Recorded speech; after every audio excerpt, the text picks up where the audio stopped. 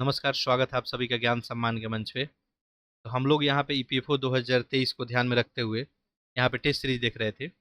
और टेस्ट में यदि हम बात करें तो यहाँ पे आपका हम लोग सबसे पहले DIE से जो है टेस्ट नंबर 1 से लेके 7 तक देख चुके हैं, कंप्लीट देख चुके हैं। इसमें एक आध टेस्ट बचे हुए, वो हम आपको जल्द ही करा देंगे। और ऐसे में जो है सब्जेक्ट वाइज यहाँ पे रिवीजन करना लास्ट टाइम में बहुत ही ज़रूरी है। तो इसी को ध्यान में रखते हुए यहाँ पे आज जो है आपका ये हम लोग कंप्यूटर एप्लीकेशन से रिलेटेड यहाँ पे MCQ के माध्यम से अभी हम लोग इसका रिवीजन करेंगे। तो जो लोग का भी अगर उनको लगता होगा कि हाँ, हम कंप्यूटर एप्लीकेशन पे हमारा बहुत ही अच्छा कमांड है, तो आप लोग क्या करेंगे, पैरेलली आंसर करेंगे। आप एक काम कर सकते हैं, 1 से लेके 50 तक आप नंबरिंग कर लें और जो भी ऑप्शन बनता है आप उसे आंसर टिक करेंगे। बाद में मैं आपको आंसर जैसे बताऊंगा आप वेरीफाई कर लें। नहीं तो आपको आपके पास OMR सीट है, तो आप सभी क्या करें, OMR सीट लेके और एक एक क्वेश्चन को बनाने का प्रयास करें। बाकी जैसे मैं बताया था, आप लोग रिवीजन चाहते हैं तो आप लोग कमेंट बॉक्स में यस लिख देंगे। बाकी टेलीग्राम के लिए यदि बात करें हम लोग, तो टेलीग्राम पे आप ज्वाइन कर लेंगे। और ऐसा मैं क्यों बोल रहा हूँ, यदि आपको PDF चाहिए तो ठीक है, PDF चाहिए, यदि कोई एक्स्ट्रा इन्फॉर्मेशन वगैरह होता है तो मैं वहाँ सेंड कर दिया करता हूँ। ठीक है, तो जो भी नए लोग हैं वो लोग टेलीग्राम का यहाँ पर लिंक दिया हुआ है, जाके आप ज्वाइन कर लेंगे। इसके अलावा कोई आपका फीडबैक कमेंट वगैरह होगा तो आप कमेंट बॉक्स में जरूर लिख सकते हैं। कुछ लोग लिख रहे हैं कि एक दिन में 4 से 5 जो है टेस्ट कराया जाए। हमारा प्रयास रहेगा आपके लिए अधिक से अधिक जो है यहाँ पे टेस्ट कराएं। ठीक है, बाकी ध्यान तो हम लोग कंप्लीट कर ही लेंगे, बस एक आध दिन में वो कंप्लीट हो जाएगा आपका। और उसके पैरेलल हम लोग PYQ देख ही लिए हैं। जैसे हम लोग कुछ सेक्शन का PYQ देख लिए हैं, और जो भी बचा हुआ है सारा सेक्शन वाइज में टोटल PYQ करा दूंगा। जैसे एक हम लोग पिछले वीडियो में देखे हैं, कंप्यूटर एप्लीकेशन से रिलेटेड आज तक जितने क्वेश्चन पूछे गए थे वो हम लोग वहाँ से कवर कर चुके हैं। ठीक है, तो आज जो है हम लोग इसी को कंटिन्यू करते हैं, और कंप्यूटर एप्लीकेशन से लेके ये आपका प्रैक्टिस नंबर 1 होगा। ठीक है, यहाँ हम लोग 50 MCQ देखेंगे और साथ साथ उसको एक्सप्लेन वे में देखेंगे, यानी एक्सप्लेनेशन भी किया जाएगा। ठीक है, अब साथ साथ पैरेलली आंसर करते रहेंगे। चलिए हम लोग स्टार्ट करते हैं फटाफट। तो आप लोग लेक्चर को अधिक से अधिक जो है लोगों में शेयर कर देंगे, ताकि अधिक से अधिक लोग इससे लाभान्वित हो सके। और आप सभी को पता है कि क्वालिटी कंटेंट के अभाव में कितने सारे जो है एग्जाम से वंचित रह जाते हैं। ठीक है, चलिए, तो प्रीवियस ईयर क्वेश्चन के एनालिसिस के बाद इतना तो बात आपको पता चल गया होगा कि कंप्यूटर में आपसे कंप्यूटर एप्लीकेशन पूछा जाएगा। ठीक है, तो वैसे ही कुछ यहाँ पे बनाया गया है। ये आपका जो मैं यहाँ पे डिस्कस कर रहा हूँ, ये आपका YCT यानी यूथ कंपटीशन टाइम्स। ठीक है, ये मेरा वजह ये है इस्तेमाल करने का, बुक ये क्वेश्चन वगैरह तो यहाँ पे अच्छा बना ही है, साथ साथ हिंदी और अंग्रेजी दोनों में है। बहुत सारे लोग का कमेंट मैं देखते रहता हूँ कि हिंदी अंग्रेजी दोनों में कराइए, तो यहाँ पे दोनों में ही अवेलेबल है, तो इसी को हम लोग यहाँ प्रैक्टिस कर रहे हैं। चलिए, और जल्द ही मैं आपको आज ही देखता हूँ तो आज को शेड्यूल दे देता हूँ। ठीक है, कि कैसे हम लोग नेक्स्ट जो है 10 दिन काम करेंगे। चलिए, पहला प्रश्न देखते हैं, आप लोग एक एक प्रश्न का उत्तर करेंगे। ठीक है, देखिए, which website would you use to do a job search. Job search के लिए आप कौन सी जो है वेबसाइट इस्तेमाल करते हैं? ऑप्शन आपके सामने दिख ही रहा है। आप सभी को पता है कि फेसबुक, अमेजन, फ्लिपकार्ट पर जॉब वगैरह नहीं मिलता है आपको। ठीक है, वहाँ पे आप जॉब सर्च नहीं करते हैं, लिंक्डइन हो जाएगा ऑप्शन। ठीक है, एलिमिनेट करके भी आप इस्तेमाल कर सकते हैं। ठीक है, बाकी देख सकते हैं जो लिंक्डइन है, लिंक्डइन ये आपका अमेरिकी व्यापार और रोजगार उन्मुख सेवा है। 5 मई 2003 को लॉन्च किया गया था। और इसके माध्यम से आप मोबाइल ऐप हो, वेबसाइट के माध्यम से संचालित इसको किया जाता है, इसको लिंक्डइन को। इसका उपयोग करके आप क्या कर सकते हैं, आप नौकरी वगैरह ले सकते हैं। ठीक है, आप जॉब के लिए अप्लाई कर सकते हैं। यहाँ पे अपना क्या करना पड़ता है, आपको जो है CV अपना जो रिज्यूम वगैरह होता है आपको पोस्ट करना होता है, और उसी के आधार पे आपको फिर से नौकरी दिया जाता है। ठीक है, चलिए अगला प्रश्न देखिए। यहाँ पे लिखा है ये TB है, GB है, KB है, ये आखिर है क्या? ठीक है, तो आप सभी को पता ही होगा। ठीक है, हम लोग तो GB और जो है KB के ऊपर पिछले जो है क्लास में बात किए थे। तो TB और GB और KB डिसेंडिंग ऑर्डर में है, सेंडिंग में आप सभी को पता चल गया होगा। KB से बड़ा GB होता है। ठीक है, देखिए, एक जो TB आपका, एक TB में जो है 10 से 24 GB होता है। मैं बोला था आपको 10 से 24 आप याद रख लेंगे। ठीक है, एक TB में कितना होता है, 10 से 24 GB। ठीक है, और एक GB में कितना हो जाएगा आपका, 10 से 24 MB। ठीक है, MB हो जाएगा। और एक MB में जो है आपका 10 से 24 KB हो जाएगा। तो सिंपल सा बात है, KB से बड़ा हो जाएगा कौन आपका, MB। MB से बड़ा हो जाएगा GB, या GB से बड़ा हो जाएगा आपका TB। ठीक है, तो यहाँ पे तो आपको पता ही चल गया होगा कि डिसेंडिंग ऑर्डर में है। ठीक है, ऑप्शन आपका ये बन जाएगा। ठीक है, चलिए, बाकी याद रखेंगे एक बार आप कि एक GB में कितना होता है। अच्छा चलिए, एक्सप्लेनेशन में यहाँ पे दिया ही होगा, देखिए। आपका जो है 1 TB में बात करें तो कितना होता है 10 से 24 GB। 1 GB में 10 से 24 MB, 1 MB में 10 से 24 KB, और 1 KB में जो है ये भी याद रख लेंगे 10 से 24 बाइट्स होता है। तो बाकी आपको याद क्या रखना है, सीक्वेंस बर्स्ट कि सबसे छोटा कौन है इसमें, ठीक है केबी है, केबी से बड़ा एमबी, एमबी से बड़ा जीबी, जीबी से बड़ा टीबी। आप जब खरीदने जाते होंगे कंप्यूटर वगैरह तो देखते होंगे आपको बताता होगा इसमें 1 TB का जो है आपके पास हार्ड डिस्क है। इसका मतलब क्या है 1024 GB आपका स्टोरेज है। सिंपल सी मीनिंग ये हुई। अगला प्रश्न देखिए, अगला पूछा गया है what is the meaning of T in IoT. ठीक है, यहाँ पे आपको बताना है। देखिए आईओटी इसका पूर्ण रूप अगर देखेंगे तो इंटरनेट ऑफ थिंग्स होता है। तो यहाँ पे क्या हो जाएगा, ऑप्शन ही हो जाएगा। क्लियर है। देखिए आईओटी का जो है इंटरनेट ऑफ जो थिंग्स हो जाता है, तो यहाँ पे टी का मीनिंग पूछा गया था। टी का मीनिंग ऑप्शन ए हो जाएगा।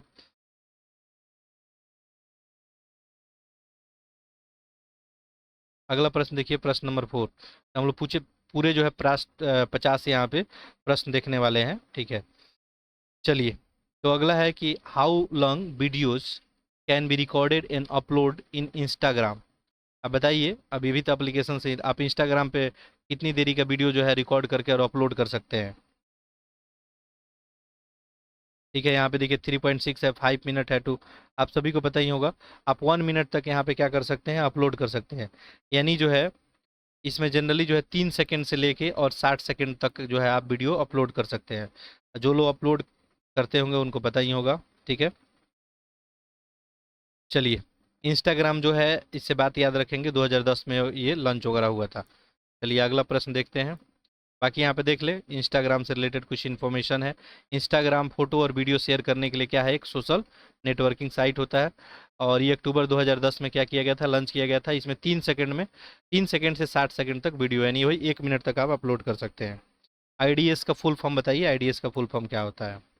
ठीक है, तो इंस्ट्रक्शन जो है डिटेक्शन सिस्टम, ऑप्शन क्या हो जाएगा, बी हो जाएगा, इंस्ट्रक्शन डिटेक्शन सिस्टम। ये तो आप रट ही जाइए, इसमें कुछ जो है किया नहीं जा सकता है फुल फॉर्म में। ठीक है, चलिए जूम इन कर देते हैं। अगला देखिए, प्रश्न जो है 6। यहाँ पे देखिए क्या पूछा गया है, उमंग ऐप स्टैंड फॉर। ये भी आपको फुल फॉर्म ही पूछा गया है। तो आसान सा आपके लिए, देखिए उमंग क्या था, यूनिफाइड जो है मोबाइल जो है application for new age governance. Option B हो जाएगा। देखिए ये भारत सरकार द्वारा जो है 200 से अधिक केंद्र और राज्य सरकारों की सेवाओं तक पहुंचने के लिए सभी जो है एक यहाँ पे सभी में एक जो है एकीकृत सुरक्षा मल्टी चैनल मल्टी जो है platform multi legal multi service freeware mobile app है। उमंग का विस्तृत रूप क्या है, यही पूछा गया था, unified mobile application for a new age governments. अगला देखिए, अगला प्रश्न, चलिए इसको थोड़ा जूम कर लेते हैं, शायद विजुअल हो ही पा रहा होगा आप लोगों को। एक बार मैं चेक कर लूँ। ठीक है, चलिए। तो यहाँ पे पूछा गया है क्या, बताइए कि how many language that Umang app. Umang app पे जो है कितना लैंग्वेज आपको अवेलेबल है पूछा जा रहा है। 13 है, 14 है। तो अगर बात करेंगे उमंग ऐप पे,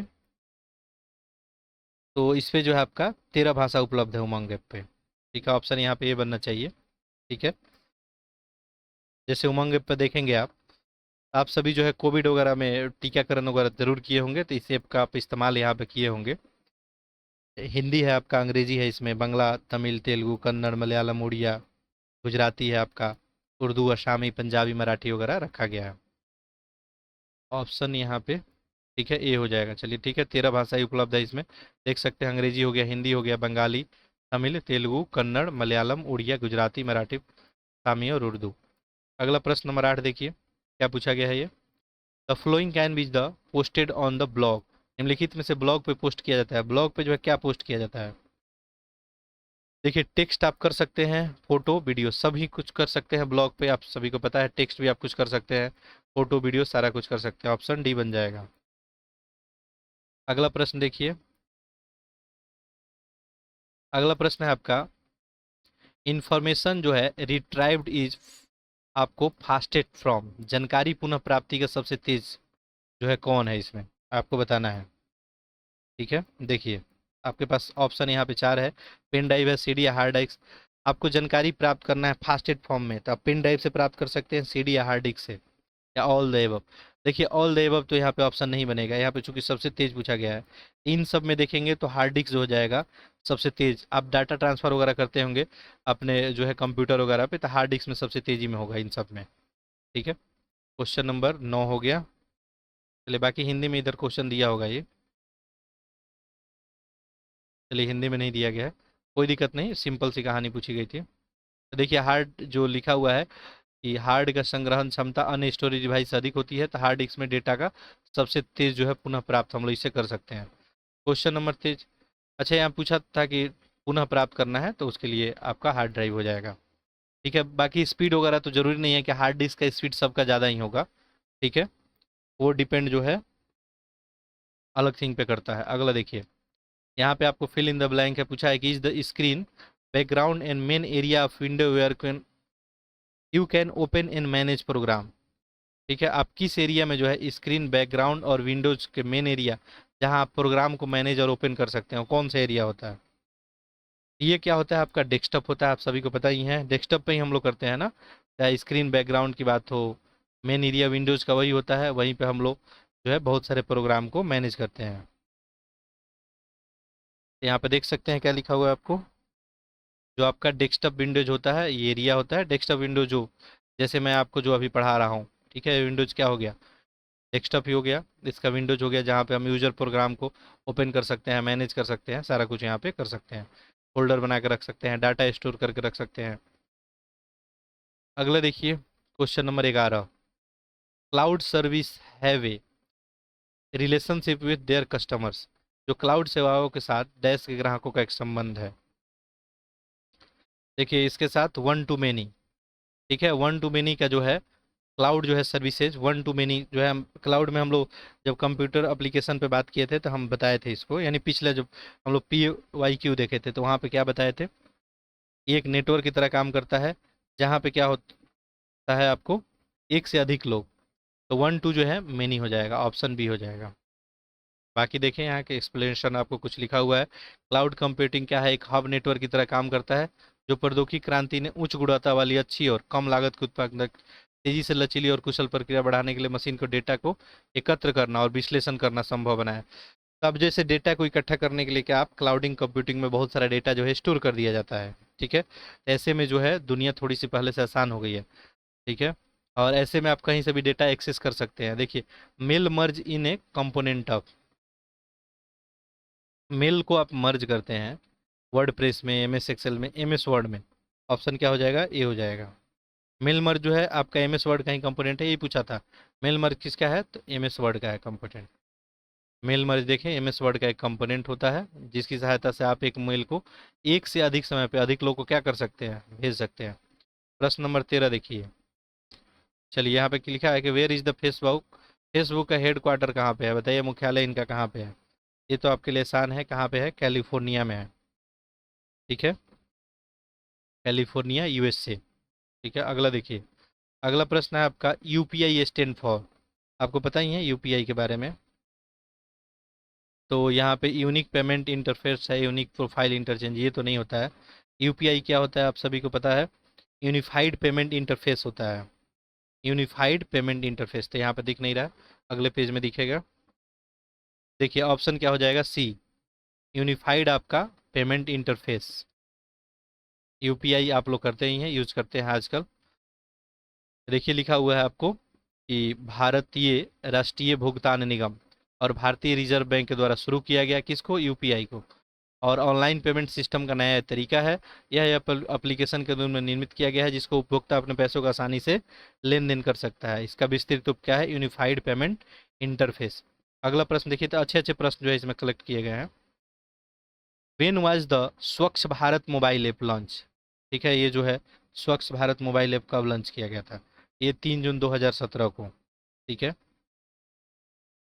देखिए स्वच्छ भारत ऐप जो है आपको, स्वच्छ भारत ऐप 3 जून 2017 को केंद्रीय और संस्कृति मंत्री महेश शर्मा द्वारा डिजिटल जागरूकता को बढ़ाने के लिए किया गया था। अगला प्रश्न देखिए 16, यहाँ पे क्या पूछा गया है, what is the use of आपको इनक्रेडिबल इंडिया ऐप, अतुल्य भारत ऐप का उपयोग कहाँ किया जा रहा है।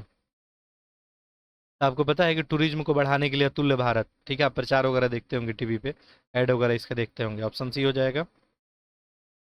बाकी देख सकते हैं अतुल्य भारत ऐप को अपने देश में जो है पर्यटन को बढ़ावा देने के लिए हम लोग यहाँ पे यूज करते हैं। ठीक है, इसे जो है केजी अल्फोंस ने राष्ट्रीय पर्यटन पुरस्कार के दिन इसे 2016 में लॉन्च किया गया। अगला प्रश्न है आपका question number 17। Who among the following is the founder of Twitter. अच्छा, यहाँ पे सिंपल सा क्वेश्चन, ट्विटर का फाउंडर आपको पता है जैक जो है डोर्सी। ठीक है, तो ट्विटर के हो जाएंगे। बाकी जो है यहाँ पे ऑप्शन में, और मार्क जुगरबर्ग के बारे में आपको पता ही होगा, ये किसके हैं, फेसबुक के हैं। ठीक है, बिल गेट्स के बारे में पता ही होगा, माइक्रोसॉफ्ट। और यहाँ पे सुंदर पिचाई। ठीक है, तो खैर ये तो संस्थापक वाले में नहीं आएंगे, सुंदर पिचाई सीईओ हैं किसके, आपको गूगल के हैं। देखिए बाकी यहाँ पे दिया भी है। देखिए फेसबुक हो गए आपके मार्क जुगरबर्ग हो गए, बिल गेट्स हो गए माइक्रोसॉफ्ट के संस्थापक। ठीक है, बाकी जैक जो है डोर्सी हो गए किसके, जो आपसे प्रश्न पूछा गया था, ट्विटर। अगला देखिए क्वेश्चन नंबर 18 देखिए। यहाँ पे देखिए क्या पूछा गया है, बताइए what is the function of control unit in the CPU. CPU में जो कंट्रोल यूनिट होता है इसका जो है काम क्या होता है, बताइए। ठीक है, आप सभी को पता ही है कि कंट्रोल यूनिट का जो है सीपीयू में अगर देखें तो क्या लिखा है, प्राथमिक स्टोरेज में डेटा को ट्रांसफर करना, ऐसा कुछ नहीं है। प्रोग्राम इंस्ट्रक्शन को स्टोर करना, logic function, decode program on instruction. देखिए इंस्ट्रक्शन के बेसिस पे प्रोग्राम को डिकोड करना, प्रोग्राम इंस्ट्रक्शन को डिकोड करना, यही जो है सीपीयू में जो है आपका सेंट्रल जो है यूनिट का काम होता है। तो ऑप्शन यहाँ पे डी बनेगा। क्वेश्चन नंबर 19 देखते हैं। बाकी आप लोग कमेंट करेंगे कि मैं इस सीरीज को जो है कंटिन्यू रखूं या नहीं रखूं, क्या आपके लिए बेनिफिशियल है। मुझे तो ऐसा लगता है कि काफ़ी बेनिफिशियल है, इसलिए मैं आपको करा रहा हूं। देखिए तो कंट्रोल यूनिट का काम क्या होता है, देखिए यहाँ पे लिखा है, ये सभी प्रोसेसरों से सिग्नल को क्या करता है, कंट्रोल करता है। कंट्रोल यूनिट का काम होता है प्रोग्राम को क्या करना है, एग्जीक्यूट करना, या प्रोग्राम के इंस्ट्रक्शन को डिकोड करने का भी काम करता है। ठीक है, ये सब काम हो गया आपका कंट्रोल यूनिट का। अगला देखिए, अगला प्रश्न है प्रश्न 19। चलिए जूम इन कर लेते हैं। यहाँ पे दिख नहीं रहा होगा, अब चारों ऑप्शन दिख रहा होगा आप सभी को। मैं बताया हूँ कि आप ऑलरेडी क्या करेंगे, अटेम्प्ट करते रहेंगे। विंडोज 10 में जो है स्लिप का क्या अर्थ है, what is the meaning of slip in Windows 10। देखिए स्लिप वर्ड आप सुने होंगे, आप सभी को पता ही होगा स्लिप का मीनिंग क्या होता है।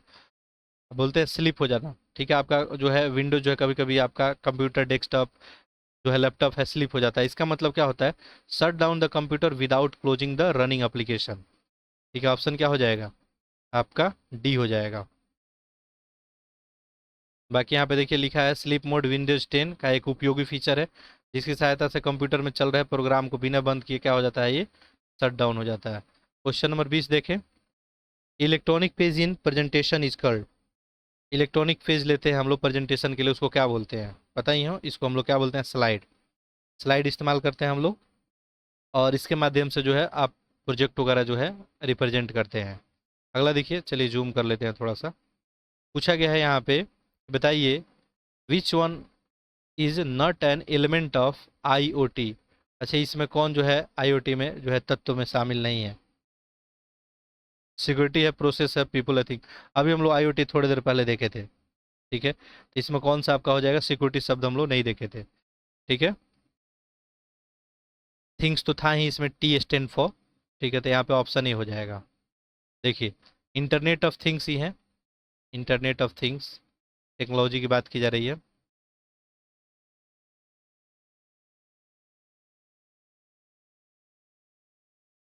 अगला देखिए क्वेश्चन नंबर 22। देखिए क्या पूछा गया है, बताइए कंप्यूटर प्रणाली की विशेषता में सोचने की क्षमता, तर्क करने की क्षमता और सीखने की क्षमता जाना जाता है। The characteristics of the computer system capable to thinking reasoning and learning is known. इसको हम लोग किस नाम से जानते हैं, तो आप सभी को पता है ये कौन है, आर्टिफिशियल इंटेलिजेंस है। और इसी के ऊपर बहुत सारा काम हो रहा है अभी, अभी भी काम कंप्लीट नहीं हुआ है। ठीक है, तो अभी आप थोड़े दिन पहले चैट जीपीटी वगैरह का नाम सुने होंगे, वहाँ भी आर्टिफिशियल इंटेलिजेंस का इस्तेमाल किया जा रहा है। और ऐसे में ये क्या करता है, आपको थिंक करता है, रीजनिंग का काम करता है, और सीखने का भी यहाँ पे काम करता है। तो देखिए यहाँ पे एक्सप्लेनेशन में कुछ टर्म लिखे गए हैं। एआई जो है आपका शोध को बुद्धिमान एजेंडो के अध्ययन के रूप में परिभाषित किया गया है। एआई को ऐसे डाटा सीखने के लिए बाहरी डाटा को सही ढंग से व्याख्या करने और लचीले अनुकूलन के माध्यम से विशिष्ट लक्ष्यों को कार्य करने के लिए सहायक है। चलिए अगला प्रश्न देखते हैं, प्रश्न जो है 23। देखिए यहाँ पे क्या पूछा गया है, an error in computer is also known. Computer में त्रुटि को हम लोग क्या बोलते हैं? त्रुटि को हम लोग क्या बोलते हैं? बग। ठीक है, त्रुटि को बग बोलते हैं। और जब त्रुटियों को आपको दूर करना है तो क्या करते हैं हम लोग? डीबग करते हैं। ठीक है, तो देखिए बग बोलते हैं, और कंप्यूटर को जो है त्रुटि को हटाने के लिए डीबग टेक्निक इस्तेमाल किया जाता है। अगला देखिए, अगला पूछा गया है, Windows is the newest version of window operating system. Newest version कौन है? आप सभी को पता ही होगा। अभी जो है, अभी तो खैर विंडोज शायद 11 भी आ गया है, ठीक है, लेकिन विंडोज 10 जो है आमतौर पे इन ऑप्शन में देखें तो 10 ही हो जाएगा। ठीक है, देखिए विंडोज जो है ऑपरेटिंग सिस्टम का नवीनतम यहाँ पे वर्जन विंडोज 10 के बारे में बताया गया है। ये 2014 में जो है लॉन्च हुआ था। अगला देखिए, to which family of windows does not windows 10 belong. ठीक है, विंडोज के किस परिवार से में आपका विंडोज 10 संबंध है? ठीक है, विंडोज 10 का संबंध है। यहाँ पे विंडो एक्सपी है, एक्सपी तो होगा नहीं, विंडोज 7 एक्स नेट है। विंडोज जो है क्या हो जाएगा आपका? N T. ठीक है, एन टी, तो ऑप्शन यहाँ पे ए हो जाएगा। अगला देखिए, ये क्या क्वेश्चन पूछा गया, what is the name of first recognise IoT device. पहली मान्यता प्राप्त आईओटी डिवाइस का नाम क्या है? ठीक है, तो यहाँ पे स्मार्ट वॉच दिया, एटीएम। एटीएम था। ठीक है, पहला यहाँ पे पूछा गया है, तो आईओटी का पहली मान्यता प्राप्त डिवाइस एटीएम ही था। और इसका हम लोग पता ही है कि कैश वगैरह निकालने के लिए काफ़ी समय से इस्तेमाल जो है कर रहे हैं।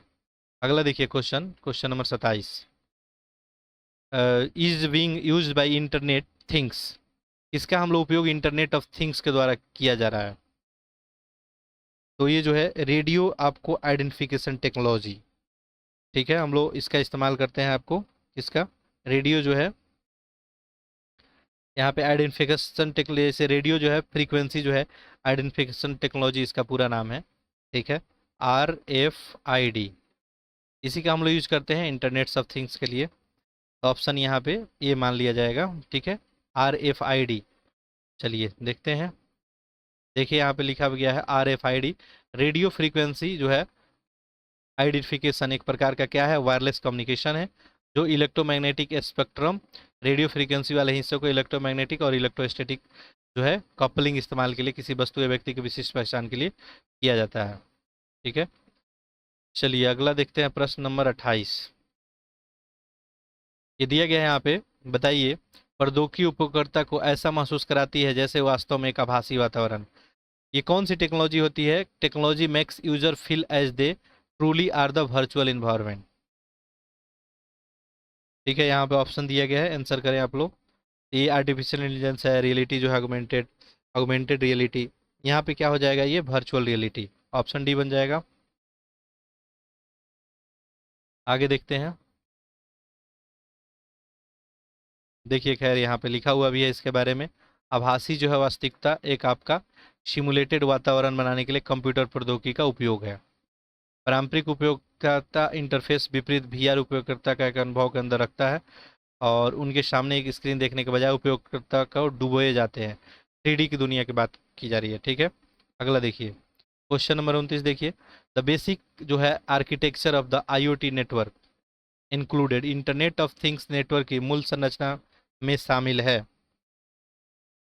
देखिए सेंसर होता है इसमें, होता है network connectivity, data storage application. यहाँ पे क्या हो जाएगा? All of the above.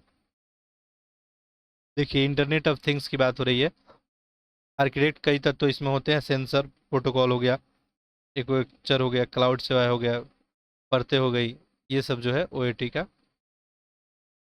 मुख्य जो है एलिमेंट हो गया। अगला देखिए प्रश्न 30, IMPS इज स्टैंड फॉर्म।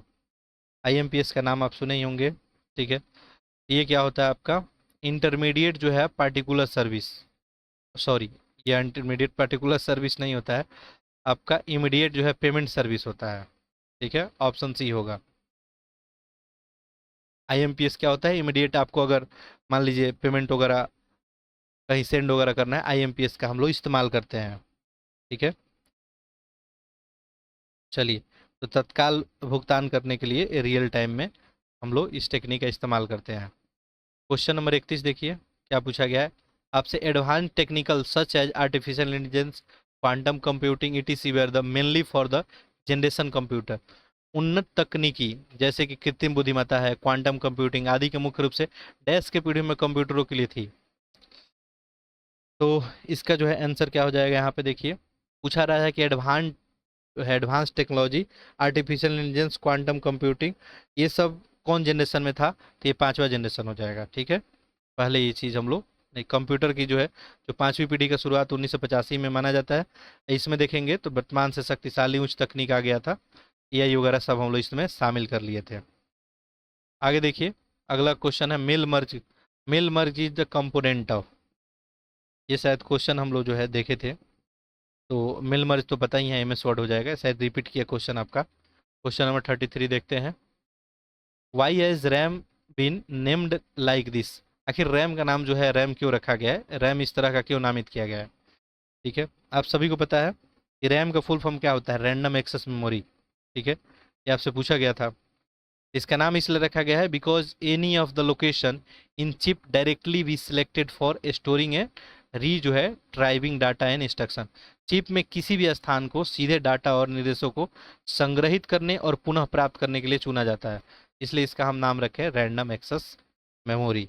ठीक है, चलिए अगला प्रश्न देखते हैं। तो देखिए यहाँ पे लिखा हुआ है रैम रैम जो होता है रैंडम एक्सेस मेमोरी होता है। इसे चिप में किसी भी स्थान पे सीधे किया जाता है, डाटा और निर्देशों को संग्रहित करने और पुनः प्राप्त करने के लिए चुना जाता है। अगला देखिए, चलिए इसको जूम कर लेते हैं थोड़ा। What is the full form of URL. ठीक है, तो आप सभी को पता होगा, ये तो यूनिफॉर्म जो है resource locator, uniform resource locator ही हो जाएगा। आप देखे होंगे आप वेब ब्राउजर वगैरह, मेल वगैरह में, इस सब में आप जो है यहाँ पे रिसोर्स ढूंढने में यूआरएल का इस्तेमाल करते हैं। अगला देखिए क्वेश्चन नंबर 35 क्या पूछा गया है। Which is the part of computer system that one can physically touch. Computer का कौन सा पार्ट को भौतिक रूप से छुआ जा सकता है, बताइए। आसान सा क्वेश्चन है। डाटा को आप छू सकते हैं क्या, ऑपरेटिंग सिस्टम, हार्डवेयर, सॉफ्टवेयर। आप देखिए ऑपरेटिंग सिस्टम को छू नहीं सकते हैं, सॉफ्टवेयर को भी, डाटा को भी नहीं छू सकते, तो किसको सकते हैं, हार्डवेयर को। सिंपल सा क्वेश्चन था। ठीक है, फिजिकली टच की बात की गई थी।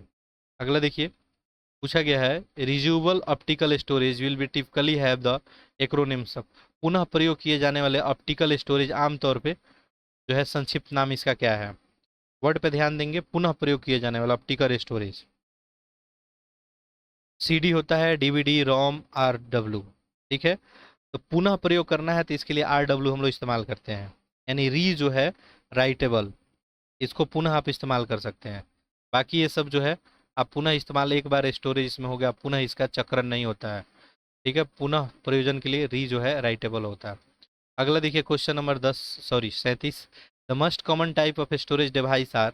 स्टोरेज डिवाइस का सबसे सामान्य प्रकार क्या है। देखिए यहाँ पे जो है 4 ऑप्शन दिया गया है, स्टोरेज डिवाइस का समानता पूछा गया है। तो यहाँ पे परसिस्टेंस, ऑप्टिकल, मैग्नेटिक्स, फ्लैश। देखिए जो मैग्नेटिक टेप स्टोरेज डिवाइस होता है ये सबसे समानतः यूज होता है। ठीक है, तो यही आपका ऑप्शन हो जाएगा, ऑप्शन सी। चलिए अगला प्रश्न देखते हैं, क्वेश्चन नंबर 38।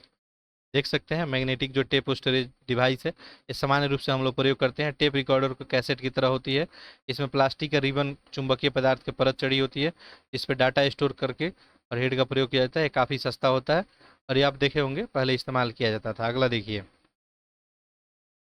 अगला है कंप्यूटर की वह इकाई जो प्रोसेस किए गए डाटा को देखने में सहायता करती है। एन आउटपुट डिवाइस बताना है that let's you see what the computer is doing. ये क्या होता है आपका मॉनिटर स्क्रीन। ठीक है, आप प्रोसेसेस के डाटा को देखने में कौन सा हैस होता है आपका, मॉनिटर स्क्रीन ही होता है, यहीं पे आप देखते हैं। ठीक है, सारा कुछ कितना प्रोसेस हो रहा है, नहीं हो रहा है, जो भी है। तो मॉनिटर एक क्या है, एक आउटपुट डिवाइस है, इसका विजुअल डिस्प्ले यूनिट भी कहा जाता है। ये आउटपुट का अपने स्क्रीन पे जो है सॉफ्ट कॉपी के रूप में आपको प्रदर्शित करता है। देखिए डाटा ट्रांसफ़र हो रहा है, इतना जीबी ट्रांसफ़र हो गया, इससे पता चलता है कि कंप्यूटर आखिर कर क्या रहा है। सारा कुछ आपको इस पे डिस्प्ले में हो जाता है, आप कितना जो है आपका कंप्यूटर जो है क्या स्पीड दे रहा है, कितना इस्तेमाल आप कर रहे हैं, सारा कुछ ये आपको डिस्प्ले में दिखा दिया जाता है। आगे देखिए question number 39। All of the them are example of real security and the privacy जो है रिस्क जो है एक्सेप्ट, सभी वास्तविक सुरक्षा और गोपनीयता जोखिम के उदाहरण है सिवाय। ठीक है, तो यहाँ पे देखिए है हैकर्स है, स्पैम है, वायरसेस और आइडेंटिफाई थेफ्ट। इसमें कह रहा है वास्तविक आपका सुरक्षा और गोपनीयता जोखिम के उदाहरण है। ठीक है, इसमें कौन सा ऑप्शन हो जाएगा आपका? सिवाय हैकर्स। देखिए हैकर्स जो है रियल सिक्योरिटीज के लिए क्या है, हैकर्स हो गया, वायरसेस हो गया, ये चोरी, आइडेंटिफाई, इसमें स्पैम जो है यही अलग हो जाएगा, स्पैम हो जाएगा ऑप्शन बी। ठीक है, देखिए हैकर हो गया, वायरस हो गया, आपका आइडेंटिटी थेफ्ट हो गया, सभी वास्तविक सुरक्षा और गोपनीयता जोखिम के उदाहरण है। जबकि स्पैम जो है थोक में आपको अनिर्दिष्ट और अवांछित संदेश को भेजने के लिए इलेक्ट्रॉनिक मैसेजिंग सिस्टम का उपयोग किया जाता है। आगे देखिए क्वेश्चन नंबर आपका 40। देखिए क्या पूछा गया है, ये process known as useful to large जो है रिटेलर टू स्टडी ट्रेंड, प्रवृत्तियां का अध्ययन करने के लिए बड़े विक्रेताओं द्वारा उपयोग किया जाने वाला प्रक्रिया क्या होता है? इसको हम क्या बोलते हैं? डाटा माइनिंग बोलते हैं। डाटा माइनिंग जो है इसको लार्ज रिटेलर को जो है आपको स्टडी ट्रेंड्स के लिए यहाँ पे यूज किया जाता है, ऑप्शन ए हो जाएगा। ठीक है, बाकी यहाँ पे देखिए लिखा हुआ भी है। आगे देखिए क्वेश्चन नंबर 41। देखिए यहाँ पे क्या लिखा गया है आपको, किसी अपराधी के कंप्यूटर से हटाए गए क्षतिग्रस्त फाइलों को पुनः प्राप्त करने और पढ़ने की क्षमता कानूनी जो है परिवर्तन विशेषता का एक उदाहरण है। ठीक है, कोई अपराधी है मान लीजिए, और लिखा है कि the ability to recover and read जो है डिलेटेड और डैमेज फाइल। कोई क्रिमिनल है मान लीजिए, डिलीट कर दिया है फाइल, डैमेज कर दिया अपने कंप्यूटर को, तो ऐसे जो है केस में डाटा को फिर से जो है पुनः प्राप्त करने को जो है यहाँ पे क्या कहा जाता है, ये पूछा गया है। तो देखिए इसका जो है अगर सही आंसर देंगे तो क्या हो जाएगा, ये कंप्यूटर जो है फॉरेंसिक, कंप्यूटर फॉरेंसिक में आ जाएगा। आगे देखिए क्वेश्चन नंबर 42। देखिए क्या लिखा गया है यहाँ पे, a client program use the access the internet service and resources available through the world wide web. एक क्लाइंट प्रोग्राम विश्वव्यापी वेब के माध्यम से उपलब्ध इंटरनेट सेवा और संसाधनों तक पहुंचने के लिए उपयोग किया जाता है। इसका हम लोग उपयोग करते हैं तो आपको वर्ल्ड वाइड जो है वेब ब्राउजर का उपयोग करते हैं, कहीं भी जाके आप कुछ भी यहाँ पे सर्च कर सकते हैं। वेब ब्राउजर क्या होता है, एक सॉफ्टवेयर होता है, वर्ल्ड वाइड आप कहीं पे भी रह के कोई भी सूचना वगैरह यहाँ से ले सकते हैं। अगला देखिए क्वेश्चन नंबर 43। देखिए क्या पूछा गया यहाँ पे, फाइबर ऑप्टिक हैज एडवांटेज। आखिर फाइबर ऑप्टिक जो है इसका क्या एडवांटेज है? तो using the direct line of slide, दृष्टि की सीधी रेखा में उपयोग करना, ऑप्शन क्या हो जाएगा आपका? डी हो जाएगा। ठीक है, देखिए फाइबर ऑप्टिक में क्या होता है आपको सभी को पता ही होगा, इसमें सिग्नल को जो है आपको जो है पूर्ण आंतरिक परिवर्तन पे यहाँ पे जो है यूज किया जाता है, उसी प्रिंसिपल का यूज करके यहाँ पे सिग्नल को भेजा जाता है, ये ट्रांसफर होते होते होते होते आपको यहाँ पे सिग्नल मिल जाता है। ठीक है, तो ऑप्शन यहाँ पे डी बनेगा। बाकी देखिए लिखा है, ये जो फाइबर ऑप्टिकल फाइबर होता है सिग्नल्स को पूर्ण आंतरिक परिवर्तन, टोटल जो है इंटरनल रिफ्लेक्शन पे काम करता है। प्रकाशिकी तंतुका में डाटा हस्तांतरण के लिए टाइम डिवीजन मल्टीप्लेक्सिंग का प्रयोग किया जाता है। यह दृष्टि में सीधी रेखा में उपयोग करना, शोर कम, बैंडविड्थ अधिक, गति ज़्यादा होता है, और इसमें हानि भी, आपको संकेतों का हानि क्या होता है, सबसे कम होता है। ऐसे में आपको पता है ऑप्टिकल फाइबर जो है ये सबसे ज़्यादा इसी पे अभी काम चल रहा है। देखिए client program world wide web के माध्यम से उपलब्ध इंटरनेट सेवा और संसाधनों तक पहुंचने के लिए उपयोग करता है। सेम क्वेश्चन ये रिपीट कर दिया है फिर से, तो ये वेब ब्राउजर का उपयोग करता है, अभी हम लोग देखे थे। क्वेश्चन नंबर 45 देखिए, व्हेन एक कंप्यूटर जो है prints A report that output is called. जब कंप्यूटर कोई रिपोर्ट प्रिंट करता है तो ये आउटपुट क्या कहलाता है? ठीक है, कंप्यूटर यहाँ पे लिखा है कि हार्ड कॉपी इसको हम बोलते हैं या सॉफ्ट कॉपी बोलते हैं। देखिए कंप्यूटर कोई भी रिपोर्ट अगर प्रिंट कर देगा, रिपोर्ट अगर प्रिंट होगा तो हार्ड ही कॉपी होगा ना, सॉफ्ट कॉपी तो होगा नहीं। ठीक है, तो ऑप्शन यही हो जाएगा। ठीक है, बाकी देख लेते हैं, 50 तक हम लोग को कवर करना है। देखिए कंप्यूटर जब भी प्रिंट कर देगा तो उसको हार्ड कॉपी बोलेंगे। अगला देखिए प्रश्न number 86। To change the size of chart without the changing its proportion then you have the press. इसके अनुपात को बदले बिना चार्ट के आकार को बदलने के लिए डैश को दबाकर कोने में हैंडल जो है खींचना होगा। To change the size of chart, आपको जो है साइज ऑफ चार्ट क्या करना है, without changing the proportion, they can press and drag corner handle, ये आप क्या करते हैं यहाँ पे, ठीक है, उपयोग करते हैं ये एप्लीकेशन से क्वेश्चन MS एक्सेल जब आप करते होंगे उसमें, तो चार्ट का अगर साइज आपको बिना अनुपात को जो है बदले कम करना है ज़्यादा करना है, तो उसके लिए आप क्या इस्तेमाल करते हैं, ठीक है, तो इसके लिए आप कंट्रोल इस्तेमाल करते हैं। ऑप्शन सी हो जाएगा। वहाँ से क्या हो जाएगा, साइज जो है आप चाहें तो बढ़ा घटा सकते हैं। देखिए लिखा हुआ है MS एक्सेल में चार्ट के साइज को जो है बिना अनुपात बदले कम या ज़्यादा करना है तो कंट्रोल प्लस इसके लिए हम लोग इस्तेमाल करते हैं। आगे देखिए question number 47, the default page of orientation in Excel, यानी एक्सेल में जो है बाय डिफ़ॉल्ट पेज का ओरिएंटेशन होता है। डिफ़ॉल्ट मतलब आप सेट नहीं किए हैं, तो ऐसे क्या होता है, पोर्ट्रेट फॉर्म में होता है। बाकी आप चाहे जिस भी फॉर्मेट में वहाँ पे कर सकते हैं, ठीक है। MS एक्सेल में देखें तो बाय डिफ़ॉल्ट जो है ओरिएंटेशन पोर्ट्रेट फॉर्म में होता है, ठीक है। इसको अपने आवश्यकता के अनुसार हम लोग बदल सकते हैं। लैंडस्केप में भी हम लोग पेज को चेंज कर सकते हैं। पोर्ट्रेट में आप देखते होंगे तो वर्टिकल जो है डाटा आपका छपता है, ठीक है। जनरली पोर्ट्रेट ही इस्तेमाल करते हैं लोग। आपको मान लीजिए हॉरिजॉन्टल डाटा कोई प्रिंट करना है तो आप क्या करेंगे, लैंडस्केप कर लेंगे, ठीक है। चलिए आगे देखते हैं क्वेश्चन नंबर 48। देखिए लेक्चर को आप लोग अधिक से अधिक शेयर कर दीजिएगा। In which menu change case command appear, किस मेनू में चेंज केस कमांड प्रकट होता है। इंसर्ट है, स्लाइड शॉट है, फॉर्मेट। देखिए फॉर्मेट में ही आपको क्या करेगा, किस कमांड अपियर होगा, ऑप्शन सी हो जाएगा।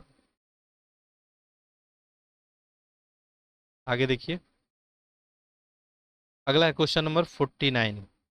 देखिए यहाँ पे क्या पूछा गया है, the area on the slide that hold text that will appear in the presentation outcome outline is, slide का वह क्षेत्र जो टेक्स्ट को होल्ड रखता है तथा जो आपका प्रेजेंटेशन आउटलाइन में प्रदर्शित होगा वो क्या होगा। तो ये आपका, इसको हम लोग क्या बोलते हैं, टेक्स्ट बॉक्स, ठीक है, टेक्स्ट बॉक्स ही बोलते हैं। एरिया पूछा था आपका, slide that hold text that will appear in.